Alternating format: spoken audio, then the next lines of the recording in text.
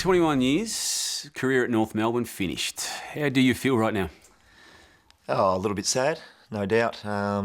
It's been part of my life for, as you said, 21 years. It's more than half of my life. Joined the footy club at 17 years old, so to wake up on a Monday morning and all the boys are off in a meeting, it's the first time in 21 years I haven't had to be at that meeting, so a little bit sad, no doubt. What was worse, the final game or the final one in Melbourne? Oh, the final game. Yeah, absolutely. The one in Melbourne, that was a bit of an empty feeling. We knew win, lose or draw, we're going to play the following week. And then to play the last game on the weekend clearly got the better of me when I was walking off the field, and probably especially with Drew and Spud. To walk off with those guys, to have my wife and my kids there, and probably caught up with me and shed a tear. You know, Lindsay Thomas comes up and gives me a big cuddle. I look at him and he's pretty emotional. That's You're close with Lindsay, aren't you? Yeah, I am. Yeah, very close with Lindsay. What did he say to you? He goes, "I love you, brother," and that was it. And that probably got me straight to the heart. And I looked at him; he was tearing up, and I just thought, "Damn, this is it. I'm never going to play with him again." Did you wait until the game had finished on the weekend for you to first address the players as a retired player? Brad called me into the room after the game. All the staff went out, and he just said, "I think it's a good opportunity if you could speak to the boys, or do you want to speak to the boys?" And I said, "Yeah, absolutely. I'd love the opportunity." I grabbed myself a towel because I knew I was going to tear up, and the first two people I looked at, it was Drew sitting there and Lindsay sitting behind him, and they were both tearing up a little bit. Well, not so much Drew; he had a bit of a tear in his own eye because what's just happened, and I lost my lost me way, and I was pretty emotional again. What did you say to him?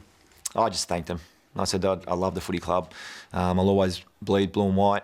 I can't wait to bring my kids back to the footy club and watch you warm up and then play the game and then come down and say good day afterwards. Can we go back to the day it was done? And if you can, just tell us what happened on that day.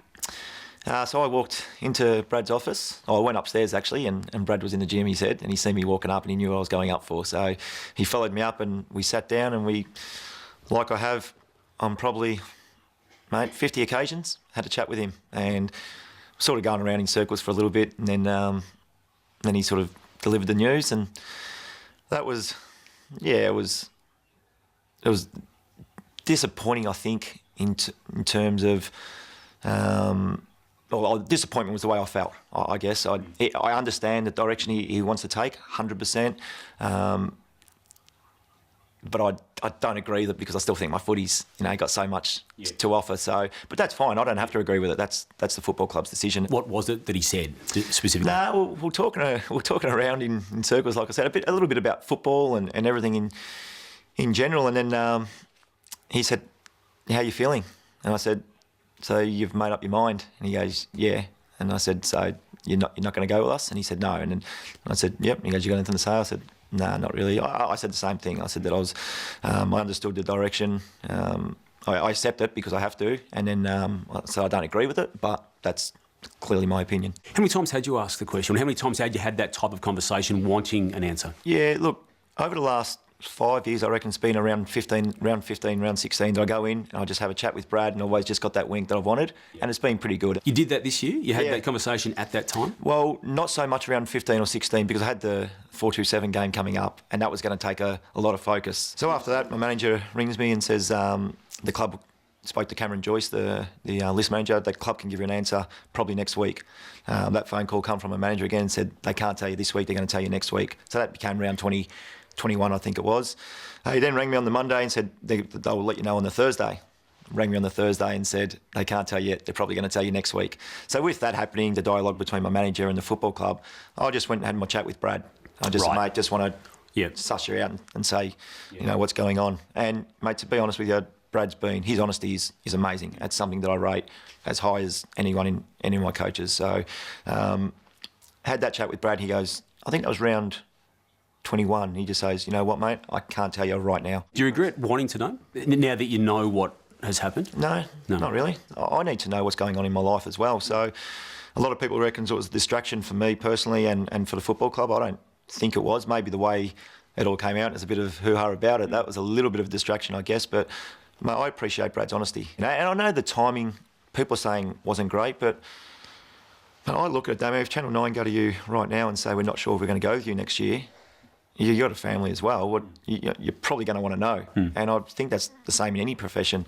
So the timing for me was fine, and the honesty part. I mean, Brad could have said to me, "We're not sure," and then told me after we lost to Adelaide on the weekend that he knew 3 weeks ago. You know what? I would have been pretty dirty, I reckon. Would you? Absolutely, I would have been. And the parameters upon which you thought you were going to be given a contract for next year, as it had been for the last 4 or 5 years, did you feel you'd met in 2016 that what Brad Scott wanted you to do, you had done? Yeah, like I said, I think my football says yes, absolutely. You can go around again. And Brad said that to me. He goes, "You're in our top handful of players. Will you be next year?" Yeah, you probably will be next year as well. But looking forward, 18, 19, 20, if you do that, we're not blooding these young guys. And that's where I honestly, I understand his whole vision. And that's... Yeah, you've made that clear. Yeah. I understand his vision.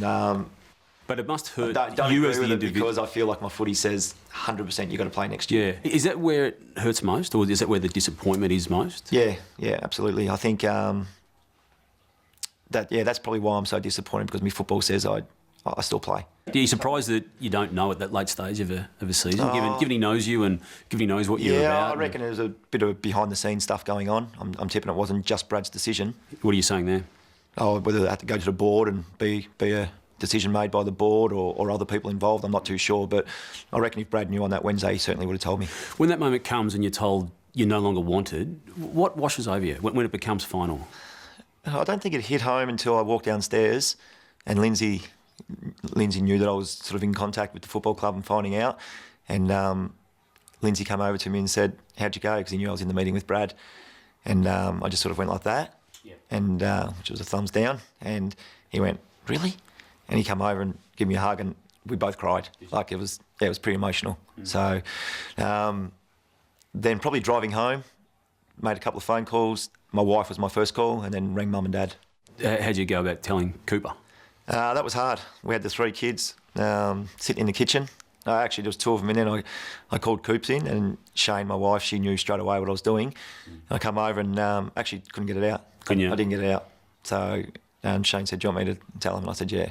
Will you play in 2017? Right now, Damo, you know what? I can honestly sit here and say, mate, I don't know. Like, I really don't know what's going to happen, because I've got a meeting with my manager, and I think I need to sit down with the family, in particular my wife and a few other close members of my family, and really see what they think as well. Do you feel there's going to be interest there for you? I think there'll be a little bit. And something for me to consider. Even if that's one club, it's still something to consider. Is the fire still in the belly? 100%, Yeah. Like I said, if my footy had gone downhill a little bit, I think I'm surrounded by people who are honest enough to say, you know, I think you need to step away now, and no worries, you can cop that. Obviously, with those voices in their head, the one telling you to do it and the other one telling you just think about it. What's strongest about the one telling you to do it? My ability. Yeah, my ability. Like I said, I think my footy still says play on. And is the negative voice in the head, is that the one that says, hey, you've played 21 years at one club? Yeah. Is that Absolutely. voice? Yeah, it is. And what's that saying?